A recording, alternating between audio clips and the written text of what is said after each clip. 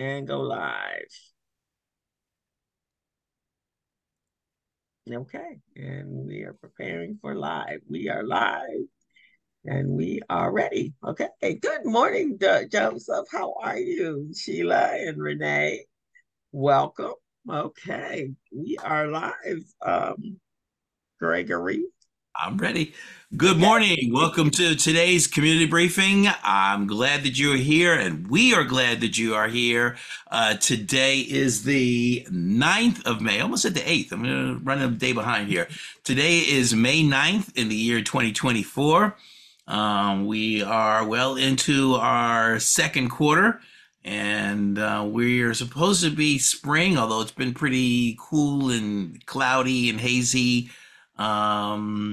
I forget, it's June gloom. What is May? May something. May something. May gray. May gray. May There we go. gray. May gray. We're dealing with the April May gray. showers, May gray, June April gloom. showers. May gray. Right. So June gloom. I don't know what July is. We'll have to figure that part out. But anyway, today is the 9th of May, 2024. Our guest today is Michelle Cauley, and she's going to be joining us speaking on the subject of mental health and wellness. And so she will be sharing a bunch of information about how she helps individuals, communities, and companies be better prepared to deal with life and the calamities and things that life can present. Um, so now it's going to be my pleasure to welcome to the virtual stage the Queen. See, May. We got to come up with May with a May. Well, Mother's Day. So our Queen Mother, our Queen Mother, the mother of our community briefing, Miss Crystal Mitchell. Thank you guys. Thank you. Welcome, welcome. My voice is a little gravelly today because yesterday was a brutal day. But I'm glad to be here. And so welcome to everyone. We have a great guest today. May is a mental health awareness. And not just May, man. There's a lot of stressful things going on right now. If you turn your TV on, the whole political thing is just like scary as all heck. So we live under a lot of fear these days. We have a lot of stress. So I am very happy to have her here. And people just seem to, and maybe she can address this when she does, people just seem to be really pissed about everything. Pissed off about the whole entire world. so, so we're going to talk about how we can have some coping skills to get us through that. But I am Krista Mitchell. I'm the co-director of Recycle Black Dollars, as well as I have my own consulting and coaching practice. I help small businesses and entrepreneurs acquire the tools and resources and mentorship they need to be successful in their space. The community briefing is actually powered by Recycling Black Dollars. And while I'm speaking, I'm going to change over my background here. Powered by Recycling Black Dollars and the BBA.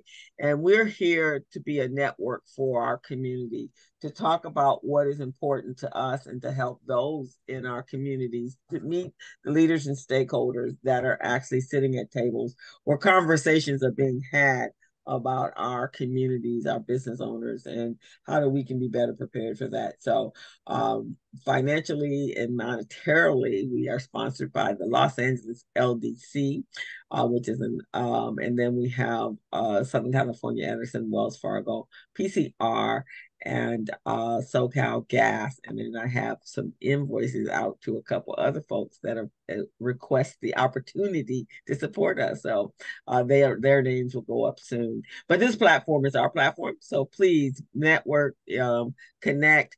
We have to collaborate. We have to close our silos in order to acquire a bigger voice. So with that, we have a fantastic team. 3 of us are here today. I think Robin is coming on shortly, but myself, you met Greg already, and Mr. Stephen Turner, who is the producer of, and he's the one that reaches out to everyone. So thank you for that, and thank the team. We just I think pretty darn awesome.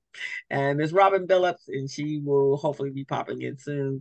And she's a connector, and so for her voice, and she's not here, it is important to vote, vote, vote, vote, vote, vote, vote. All right, with that, Greg, I'm turning it back over to you. Thank you, Mother Crystal. Thanks. Oh, and happy Mother's Day to all the women out there mothers, aunts, whatever, surrogate moms, foster moms. You guys are killing it. So continue to do so. We need the women's energy more so than ever. Okay.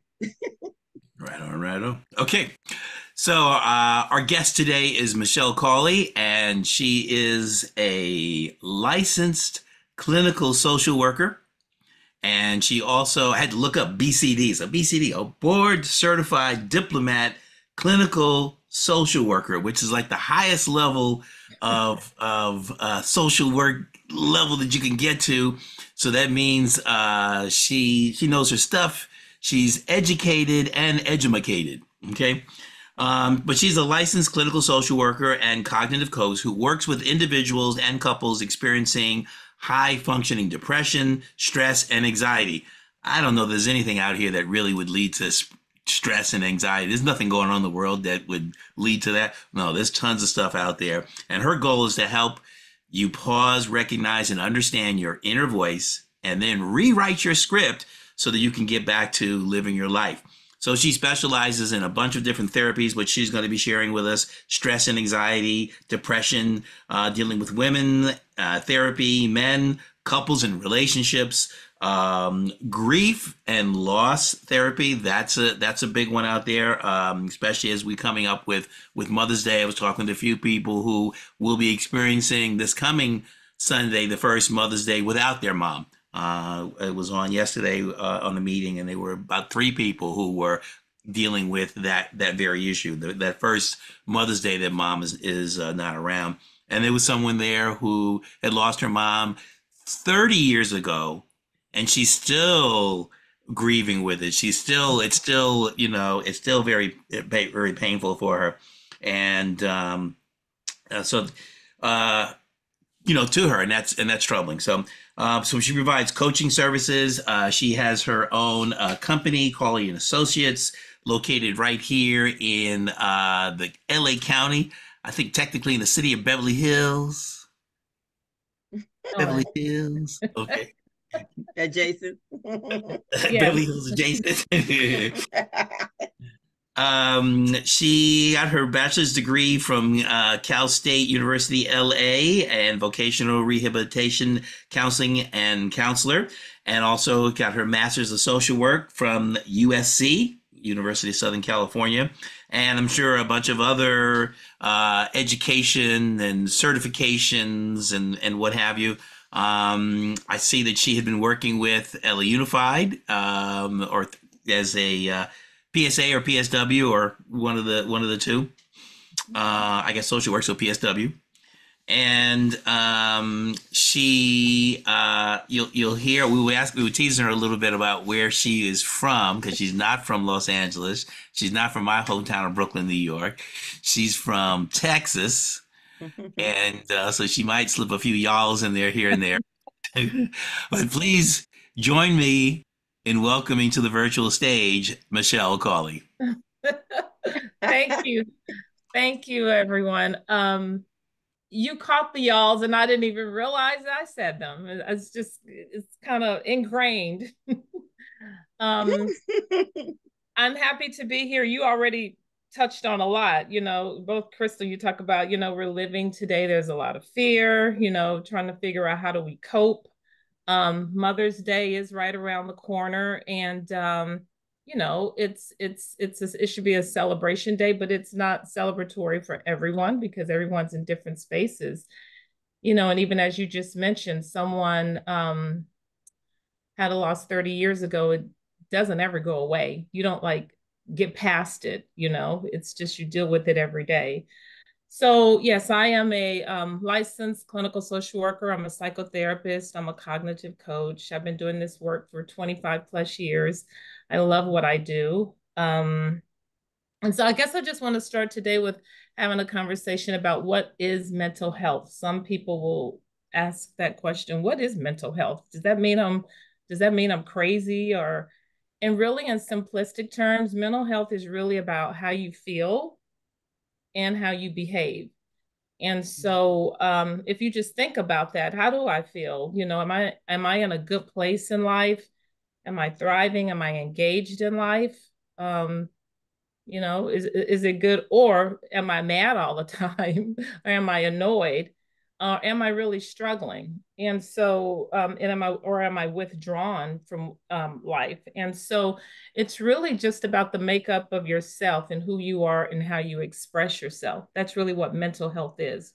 And so, with that, if you think about when we hear the word mental health, and I can say this because I'm from the South, and as a Black woman, you're like, oh, that person that like you guys have probably heard, that person ain't right, or they're not dealing with a full deck of cards, or they must be loony.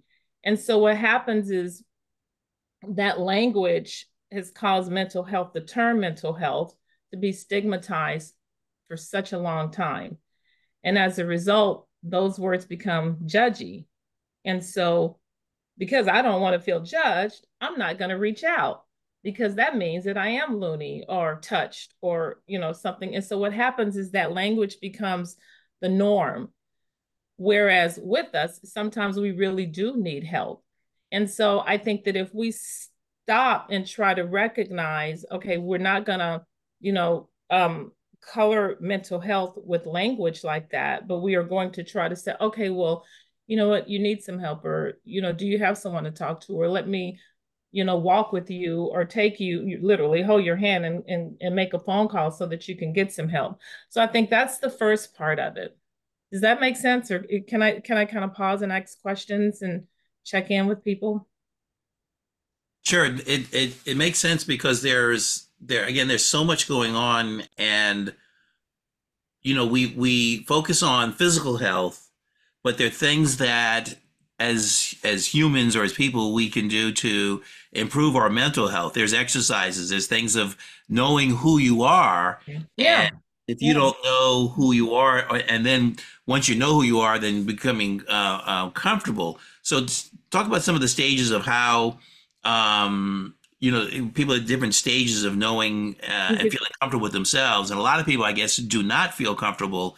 Mhm. So how does one get at that? How do you drive at that? Yeah, that's right. Well, that's just touching on emotional intelligence. And people say, well, what is emotional intelligence? And it's also called EQ. And so really it's emotional intelligence and mental health kind of are in the same lane, but really it's about knowing how to identify your emotions and your feelings. And so you think about this, feelings are like this, right? They're fluid all day. I wake up and I feel energetic and I'm happy. By 10 o'clock, I'm perturbed because someone has said something and I'm just kind of annoyed. By 12 o'clock, I'm feeling another way. And so feelings change throughout the day. We never just wake up and feel one way. And so with that, it's really helping us to identify, like, who are we? Think about, like, how people say, well, what's your character like? Like, or, back in the day, they would say common sense. Does that person have common sense? And so within emotional intelligence, it's really 5 components. And the first component is self-awareness. Do I know myself? Who am I? What do I like? What turns me on? What gets me going? What drives me? I could say, okay, I'm a woman. I'm a Black woman, but also I'm much more than that. Crystal's a Black woman, but we're 2 different women. So really knowing who I am. Self-management. Am I really able to manage my emotions? So if you say something that, annoys me, Greg, am I going to snap back at you, or am I going to, be able to take a deep breath and say, look, bro, and so be able to address it. Social awareness is really about just being able to look at someone else from their shoes, a different perspective, being aware of what's going on in the environment. So we look at, like, this is a election year, but also not just that, but from people to people. And then it's about relationship skills. Am I able to form and have healthy relationships? The last component is decision making. You think about your decisions. So if you think of all of those 5 components, that's what makes, as they say, an emotionally intelligent person. Not intellectually, but emotionally intelligent. I am in touch with my emotions. I'm aware of who I am. I try to make the best decisions. I try to work and control my emotions. I try to be aware of my colleagues and my friends and my family. I'm able to try to form healthy relationships and sustain those and keep those going. And also I'm able to make healthy decisions. And so when you think about that, but then also in terms of mental health, okay, so I am living my life as I want. I am engaged in life. I am doing the things that I want. Or if I'm feeling some kind of way, I'm able to stop, tap in, and just say, okay, something's not right here, and I need to get some help. And it's not always about getting professional help. It could just be reaching out to my family or my friend or my sister, or whomever it is that I feel like I trust and I connect with. So, And so is emotional intelligence, I learned a different structure was called self-actualization, where you got the mm-hmm. steps being aware, and that pyramid of Mm-hmm. your Mm-hmm. basics. Maslow's hierarchy of needs. Yes. Maslow, exactly. There you go. Mm-hmm. And where you have your basics in terms of food, safety, shelter, and what have you. And if Yes. those aren't together, Mm-hmm. it's difficult to get. It's really difficult to be mentally happy if you're struggling, just struggling to live, just Yes. to Yes. survive. Mm-hmm. That. Mm-hmm. Yes, and so there is the pyramid. So it's really about the safety first, right? Do I feel safe, or am I feeling threatened? Is the tiger coming? So I need to, take off and run and protect myself, or am I safe? And then, of course, once you feel safe, are my needs met? Am I getting food? Am I getting water? Do I have a safe, roof over my head? And then, of course, you actualize on up, ideally, the pyramid. So yes, but emotional, it's in the same lane. It's just different components. Now, if we fall or we have some type of physical injury to our body, there's some processes for care and wound care, Mm-hmm. but we can also experience mental trauma, and Yes. that doesn't necessarily. I mean, you can't. If somebody's been cut, you see the blood. Yeah. You see the bruise, you see the, or if it's a bone broken, you physically see what that is. But with emotional trauma, you don't see those signs. So what are really Yeah. some of those signs and symptoms of somebody that's really undergoing a lot of, mental health challenges?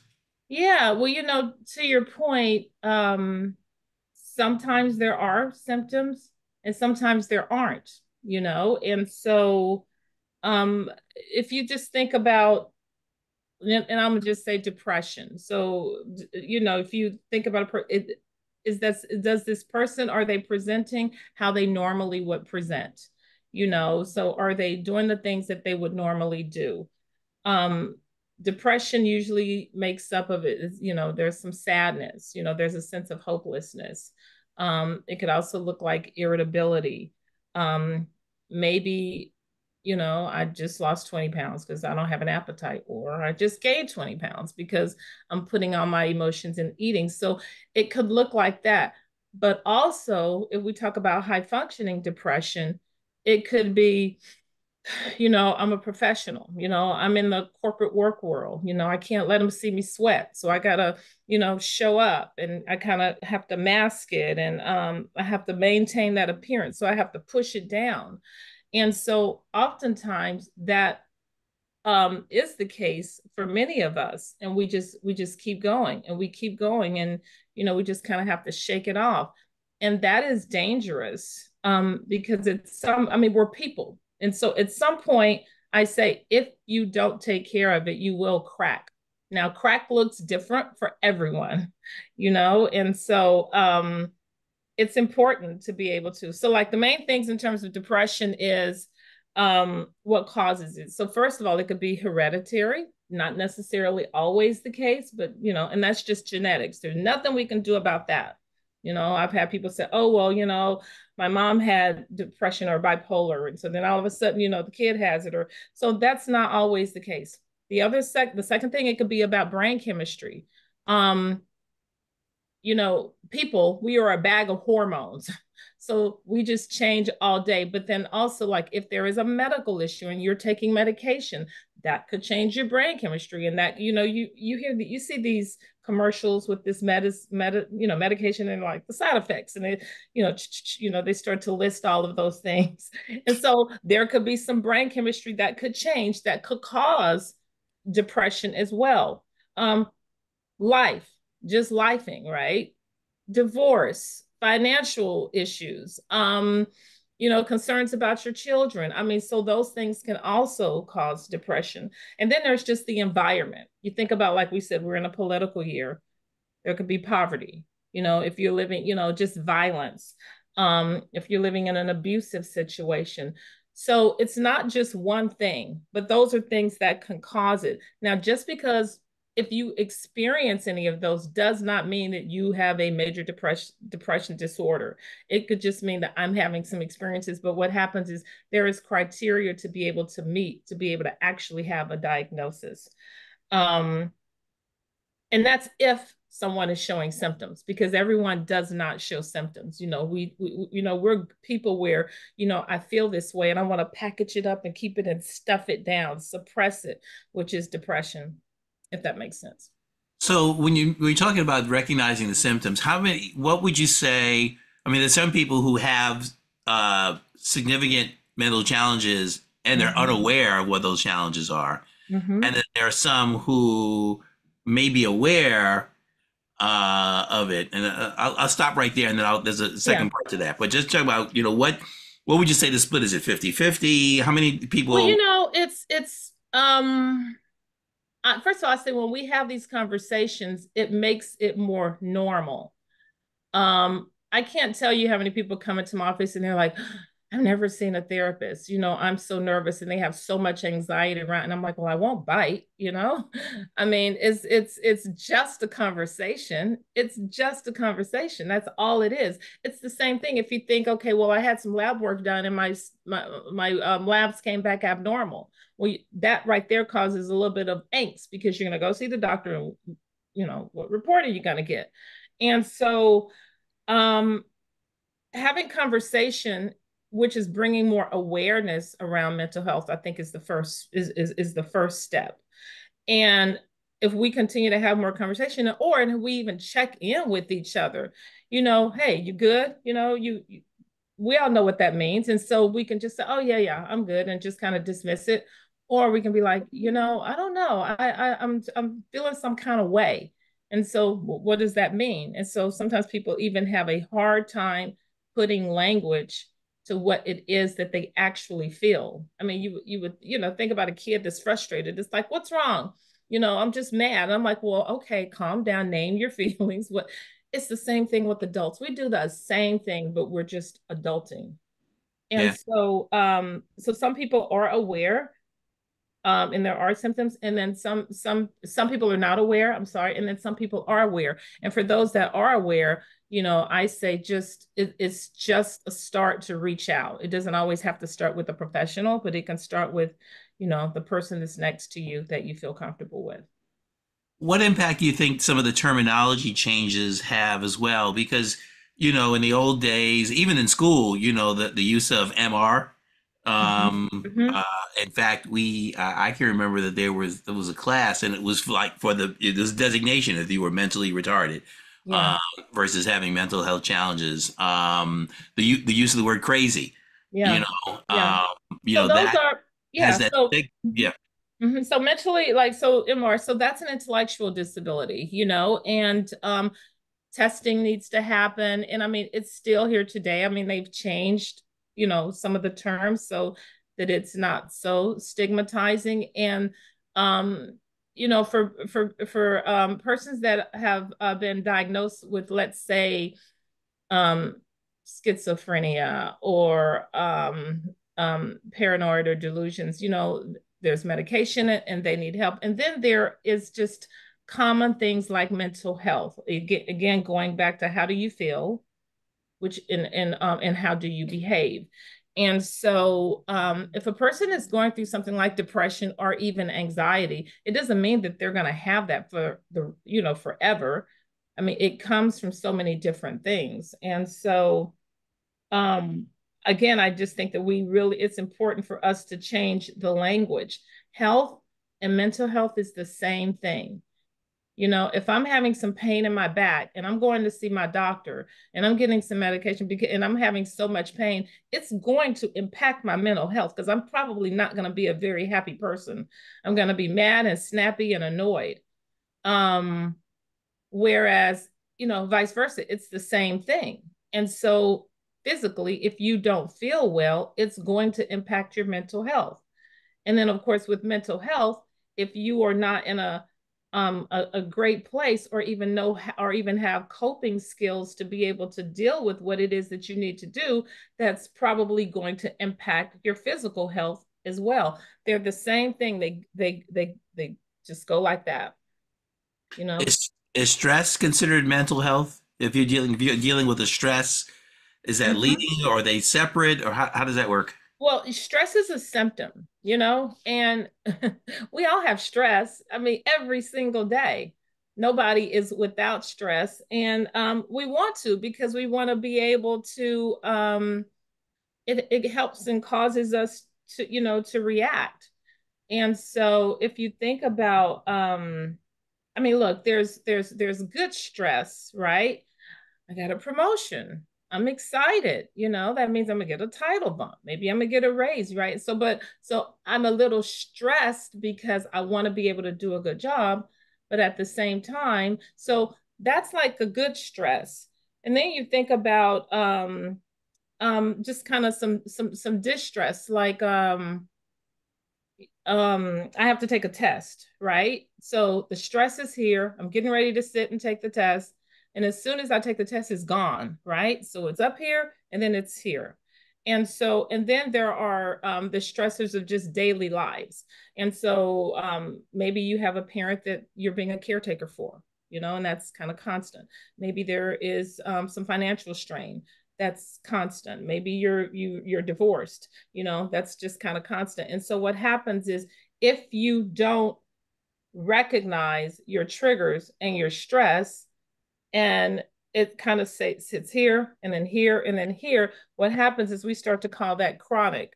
And then what happens is we start to ignore it, and then it becomes a larger problem again. And then we go back to the suppression, the pushing it down. Does that all make sense? And so stress is a part of life. We're going to have it. And our bodies typically don't know the difference. So really it becomes about, how do we manage our stress? The cortisol is at a 10 all the time. You know, your body can only take so much for so long. And so if you're at a 10 all the time, and all of a sudden it's like, well, you know, I'm on edge all the time. You know, I'm not happy. I'm snappy. All of these things, and then all of a sudden, you go and you're like, oh well, why is my blood pressure almost 200? And so you realize, okay, well, what am I doing? Well, you know, I go back to the basics. I'm like, well, are you sleeping? Are you eating? And are you exercising? Well, those are, like, I call it the three pillars of health. The first thing that falls off when we're stressed is exercise. Why? Oh, well, I'm too busy. I'm too stressed out to exercise. It does not make sense, but it does, right? Because our bodies are just not being, we're not being rational.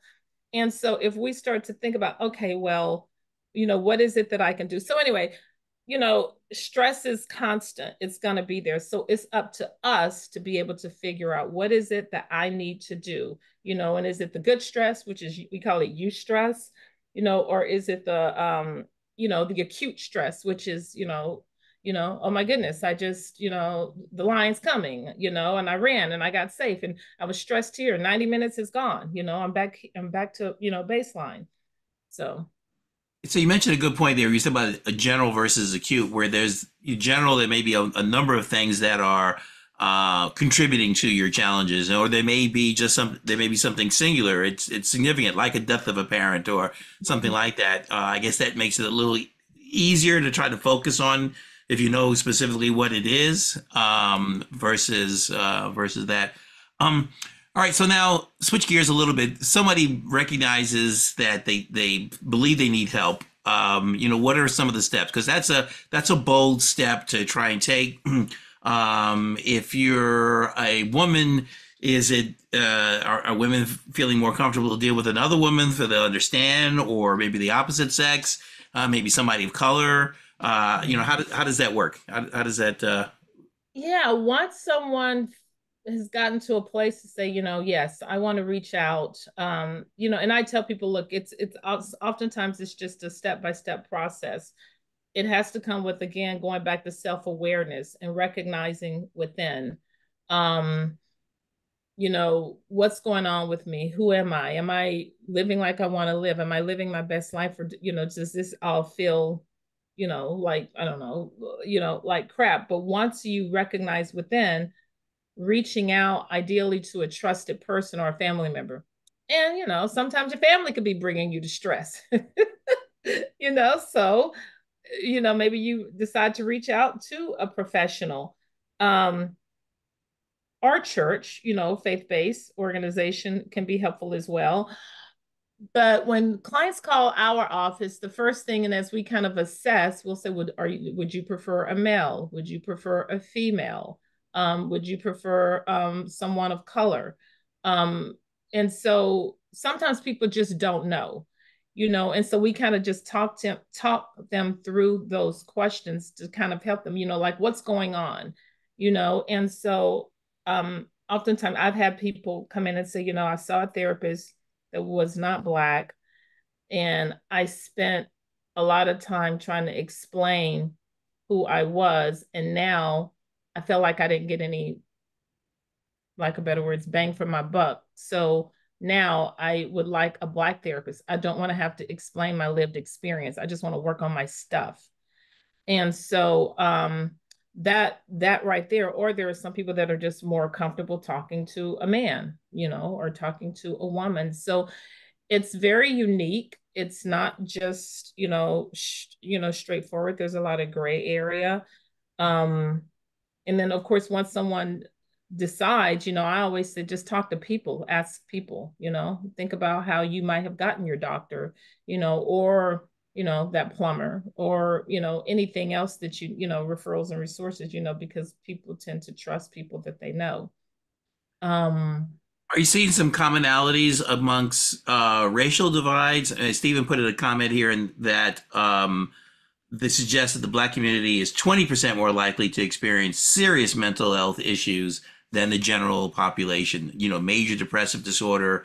Some of that may be environmental, but then, you hear about other folks doing things that just absolutely out of bounds. I wouldn't start to use the word crazy, but careful with using the word crazy. I understand. So are there some distinctions there? Are the community, or is it money, or environment? How does that work? Yes, it's and it has been unfortunately a statistic for a long time. I think you said 20% are likely to experience more mental health issues. It's systemic. We come into this world with the color of our skin, and there is nothing that we can do about that.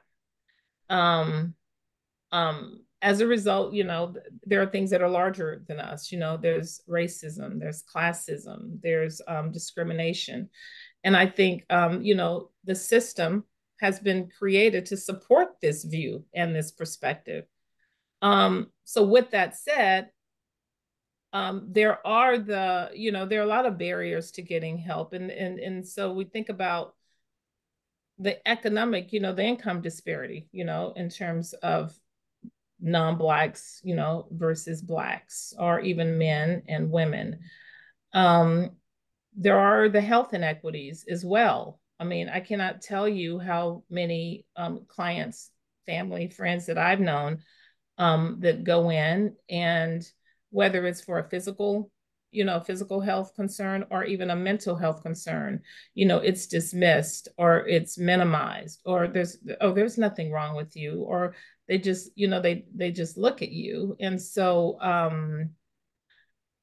there's also more exposure to violence, which causes, whether it's in the home, whether it's it has happened systemically. It may be like in a workplace. You think about white collar aggression, or I would even say microaggressions.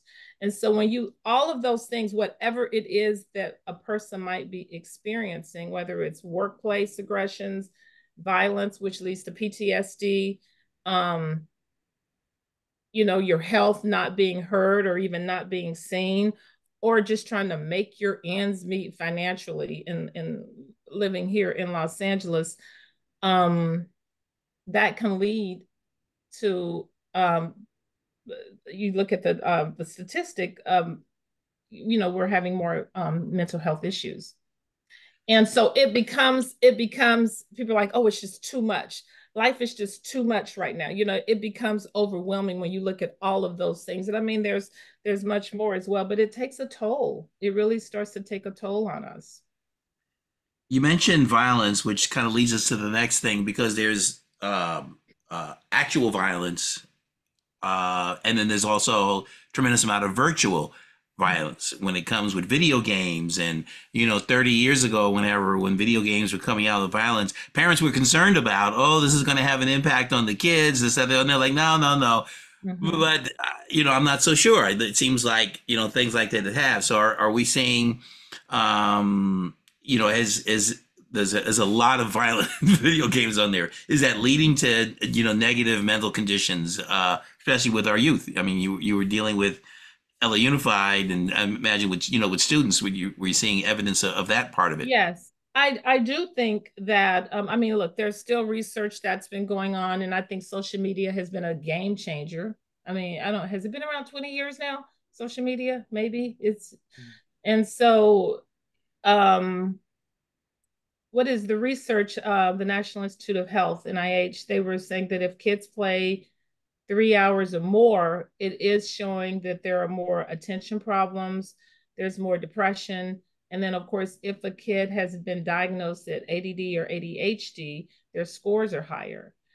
At the same time, they're saying that if kids are playing around 3 hours, there can be enhancements, for like testing, for like memory and things like that. So it's like, okay, well, there's a benefit, but then also in terms of mental health, there is, it's not so great for the mental health. I know that there's still research going on, but I do think that, especially the violence in the video games, I think it plays a part in it. We just have to constantly continue to check in with our kids. The other thing is social media, this social media use. I mean, there's been a lot of talk recently, and and they were on the Hill and about social media and kids and what it's doing. And we talk about violence. There's online bullying, and so it's just very real. So I just say to parents, it is important for us to stay. We have to stay close to our kids. We have to continue to have those conversations. Kids don't want to be bothered. I've even heard them say, well, can you just get out of my business? And, as parents, kids are our business. So they should not be left alone. They say that, but they should not be. And ultimately, they really don't want to be. They just don't know that yet. What role do you think AI will play in either increasing mental health, detecting mental health issues, yeah, replacing counselors? Yeah. The chat box, right? Which, you think you're talking to somebody and it's like, wait a minute, is that a person or not? That's a good exercise. I'm going to go into Chat GPT and says, I'm feeling depressed. What should I do? And see what, You will get a lot of information. Look, the thing about it is therapy is individualized. It's not cookie cutter. And so AI has been around for a long time. And I think that, there's been, of course, like with ChatGPT and, more recently, some people are embracing it. And I think that we need to embrace it because it ain't going nowhere. It's not going anywhere. And so we need to be able to embrace it and say, okay, well, if I'm not familiar, how can I get familiar? What's going to make me, even if you don't know it, it's like, okay, well, I'm going to just, as opposed to, oh, I don't trust it, or it's going to get into my business. Everything's already in our business. What happens is that because it's the uncertainty. And as we know, when people are uncertain, that brings about anxiety. Let's think about the pandemic. When the pandemic first happened and LA closed in like literally over a weekend, I left my office and went home and I said, oh, okay, I'm gonna be home for 2 weeks. I'm gonna get some things done. I'm gonna clean my house. And 2 weeks went into a month. And then all of a sudden I'm like, and then all of a sudden my child's home and then I'm home. and it went into 2 months. And then we're like, well, when is this thing gonna end? But then there was also real concern because, people were getting sick and people were actually dying. So it was so much uncertainty around it. And for us, type A, I'll raise my hand. We were out of control. Thanks, Jonathan. We were out of control and we didn't know. And so when we don't know and when we are uncertain, that brings about anxiety. And that's why I think we don't even really know what the consequences are, because we have not been in a situation like this. The other thing I want to say, just as I said, that anxiety is the #1 mental health disorder in the world. It is. Under anxiety, there are a lot of different disorders. There's generalized anxiety disorder. There is social anxiety. There's post-traumatic stress disorder. There's panic disorder. Think of people that might have panic attacks. So under anxiety, there's a lot of different disorders, and but generalized anxiety disorder is the #1 diagnosis disorder in the world. And so with anxiety, and I think it's something that we all have at some point. Some people have more, some people have less. It shows up either on the inside, internally, or it shows up externally. And so if it shows up internally, you think about like palpitations, right? Like, oh, my heart's beating. If I even have people like, I'm like, oh, not a doctor, go to the doctor. They go to the doctor, they get their labs. The doctor's like, your stress tests are fine. You are not having a heart attack. You are having anxiety. And so then it's like, well, now that you have that knowledge, you can do something about it. It also externally, it shows up as, I'm sweating, or another one is insomnia. People can't sleep. I worked with some sonologists over the pandemic. What do you call them? Sonologists, UCLA Sleep Clinic, UCLA Sleep Clinic. Phonologists? Okay. Yes, sonologists. SONO, sonologists. So Okay. basically they're sleep, doctors, that study sleep disorders. And their numbers increased during the pandemic, and they actually renamed it. Instead of insomnia, it was coronasomnia. And so what happens is, it's because people were at home, they were uncertain. You see how it all, like, it does this, and people were unsure. And so, we were kind of off our rhythm, of like, it's 1 o'clock in the morning. I'm just up. I'm on the computer. I'm doing things. And so then they couldn't sleep. So what happens is the circadian rhythm was off. So anyway, I feel like I digress. But what happens is all of that is anxiety. That's external ways. And then internal ways is kind of, my mother used to say this growing up, my nerves are bad. So now I'm like, okay, that means, you're just always kind of thinking and on edge and not kind of, just kind of that low, just worry. I'm like, well, what are you worried about? Just worried about everything. And so that right there is also another anxiety, feeling on edge, feeling just kind of overwhelmed. Shows up in stomach issues, and so yeah. So and I think as Black people, I'm sorry, Greg. Oh, one last thing, and then I'll turn on. That leads me to the next segue of mothers. Okay, since we got Mother's Day, mothers can be a source of comfort in stress, and mothers can also add to stress. There's a lot of folks dealing with, guilt issues from mom, or pressures that moms can put on you. I mean, dads, of course, but it's Mother's Day, so speak a little bit about that, and then over to you, Crystal. I think I'm a mom, and so now that I'm a mom, I have stress like I've never had before prior to being a mom. And it's just kind of we feel that, and I'm speaking from personal experience, we feel like we need to make sure that everything's together.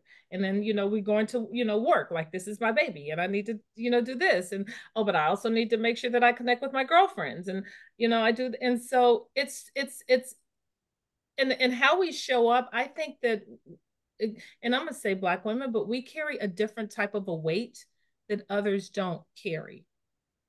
And you know what I mean? That's all. That's it. And so, but moms in general do, but I say particularly for us. And so it is exhausting. And so, I say we can't pour from an empty cup. I too have to remind myself of that same thing as well, even when I'm giving and giving and giving and giving. And it's because I want to.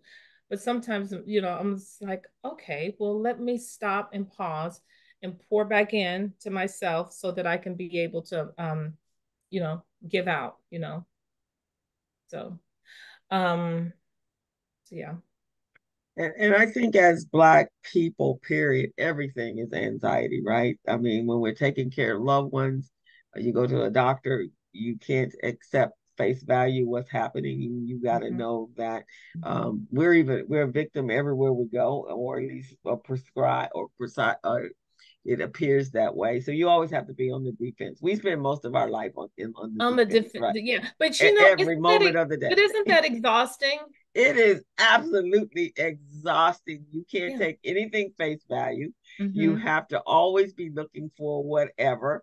I've had a number of conversations. We have Michael on the call today, but when we talk about housing, the first thing they say, well, everybody's mentally ill.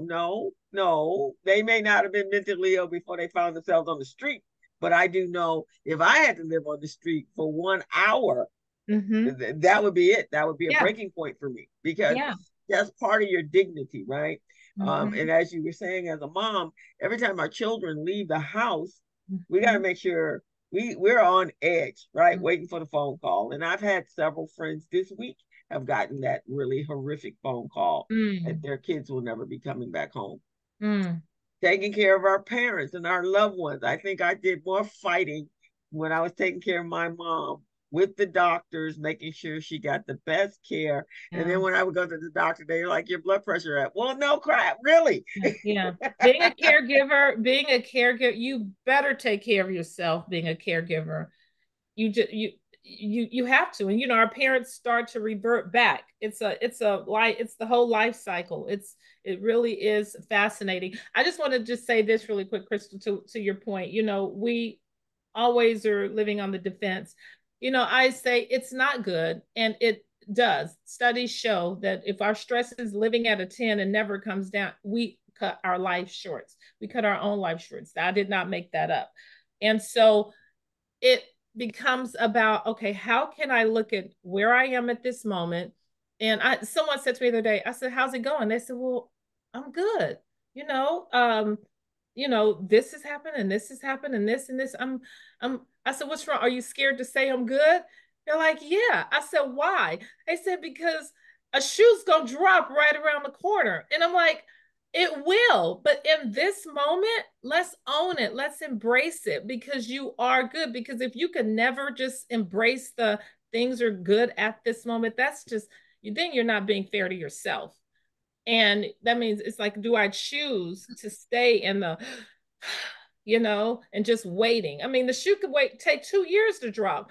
And now all of a sudden you've like missed that whole opportunity to be in a good space. And so it's up to us to go back to emotionally intelligence, the self-awareness of how is it that I can say, okay, I am good and I'm going to own it and I want to experience that. Because when that next obstacle comes, I might be able to say, I've seen this before. I'm good. I got the tools. I know how to take care of this or handle this. And it doesn't have to scare us or keep us in, victim defense type of a mode.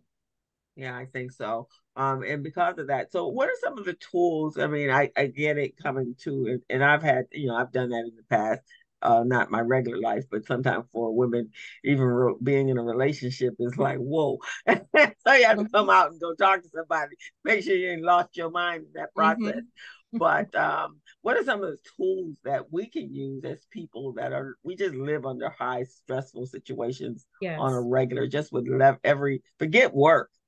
It's just Mm-hmm. everyday Just life is period. Just stressful. life and just Just living life. life. Yes. I Yeah. mean, So and yes. And so, I just say first thing is get out of your head, because I like to say there is a roommate that lives in our head that doesn't pay rent, that has an opinion about everything.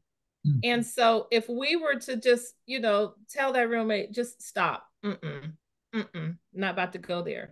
But just recognizing it first within ourselves and just to get out of our head and have a conversation. You can start with having a conversation with yourself, but people, I even had someone say, I'm thinking too much and it's driving me crazy. I said, so what, you having a tug of war within yourself?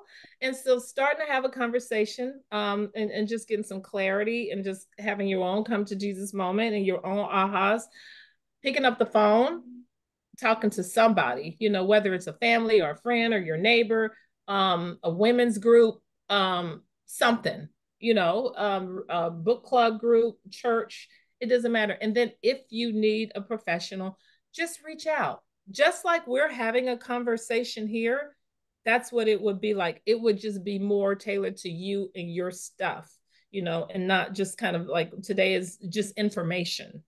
This is not therapy. Chat GPT, when you Google what is depression, that's not therapy, or even the TikToks, that's not therapy. That's just information. So therapy is very individual and unique for everyone. So I would start with that. I would also start with the other thing I think is journaling is the best. People are like, oh, I don't do that. But, I think it's the best gift that you can give to yourself. I have a whole bunch of them over the years.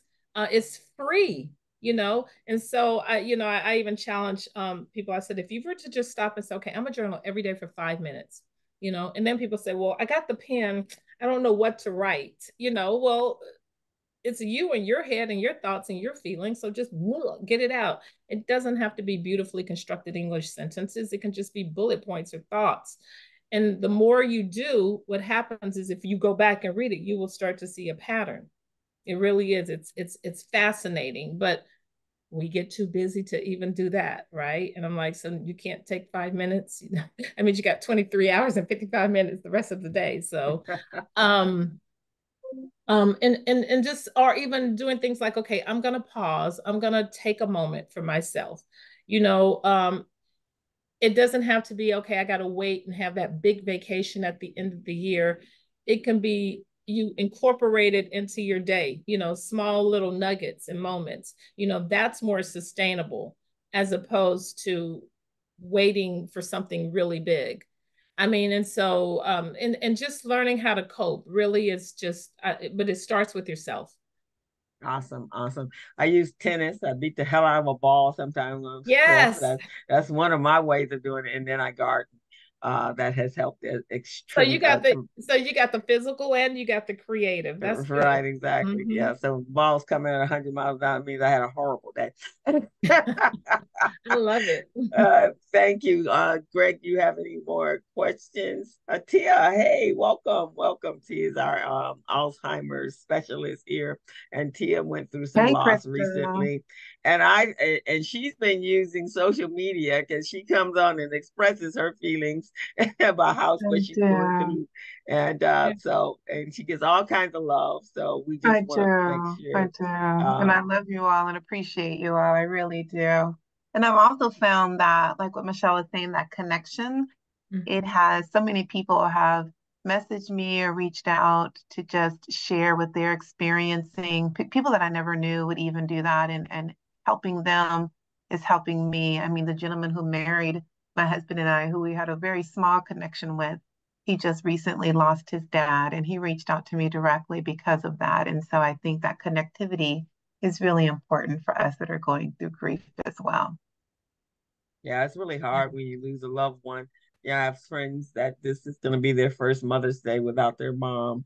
So Mhm. struggling with that. In fact, I think there was a post the other day that someone says, my mom's been gone for, I think Greg said the same thing, been gone for a long time. My sister just went through some stuff. Her mom been gone for a while, but she was really having a hard time the other day. I do love what Tia does. She's been posting pictures of her and her husband for the wedding pictures, and just us sharing in her love of her husband and helping her go through her grief. You just, because all of us have had some sort of grief, so being able to share it with other people, I think it's a healthy thing. You have to work through it. Yeah. And so that it's not, you're not internalizing and keeping in. That's where I think it leads to problems.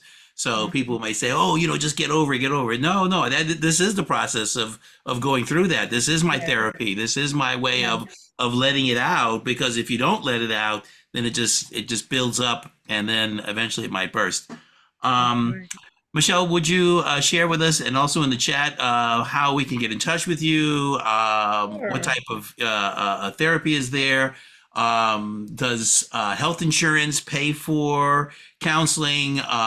There used to be, it's been a long time since I left corporate. When I was in corporate, they had something called EAP, which was an assistance plan, which was a free, confidential, outsourced to some firm that would take care of things like that, and it was a great resource that I recommended to a bunch of my employees or my staff. So how can they reach you? How can they connect? Just stick that. I see you did that already. Yes. So yes, our website is Cauley, which is my last name, Cauley, and then the word associates, all spelled out, plural. So CauleyAssociates.com.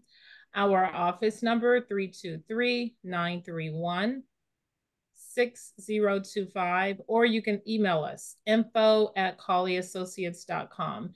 And there are a lot of therapists here in LA, or wherever you are. Sometimes people call me and say, hey, can you just help me? Can you refer me to someone? In my practice, I have 5 therapists that work for me, and everyone has different specialties and focuses. EAP, as you mentioned, Employee Assistance Program, is if you are employed at a job, most companies have that, and it gives you maybe like a 3 or 5 or 8 session benefit. So if you reach out, I would reach out to your HR department to get the name of that, because every company is different.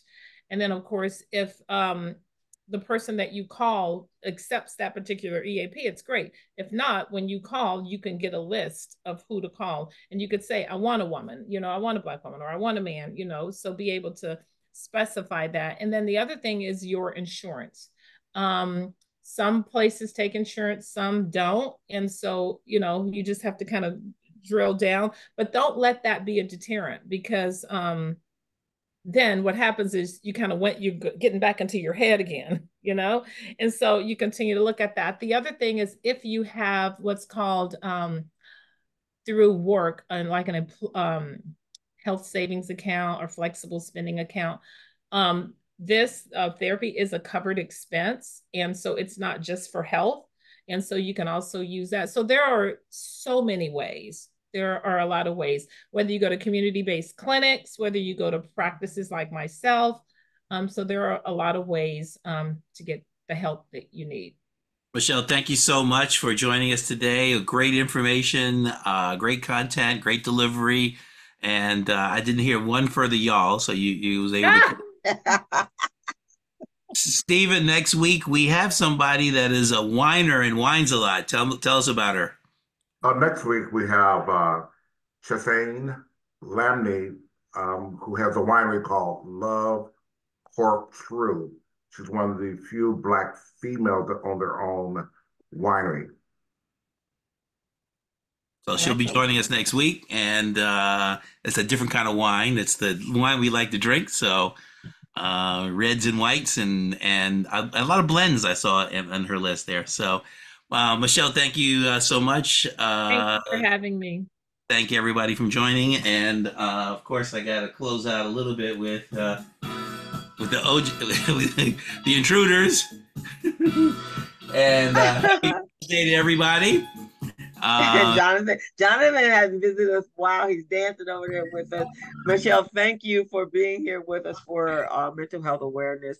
I know that's an area. And my folks used to say, my grandmother said, Black folks don't go to counseling, man. We just talk to each other. We curse and beat everybody up. But yeah, but we too need that. We too need. So thank you so much. And it's something it's in a lot of the minority communities is a stigma for us to go outside of the family and talk to people, but keeping that inside is even more detrimental to your health, your children's health, and there are a lot of factors. So we want to thank you for sharing that with us. Everyone, there's so much we can do. Listen to our people. I mean, if the folks are looking like they're in stress, especially if they're caregiving, they're stressful. Help them out. Give them a helping hand. They're stressful. Even those with young children, if they're single moms, they need your help. So give them a helping hand. We want to wish all the moms and the aunties and the surrogate moms happy Mother's Day. I hope you guys take time out and enjoy your family.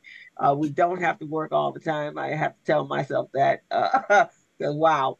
But we do need to take a break. We want to thank you for that. Michael's going to be with us at the end of the month, so we're good to see Michael. Michael's been doing his thing out there, so he's going to come back and share what all the activities.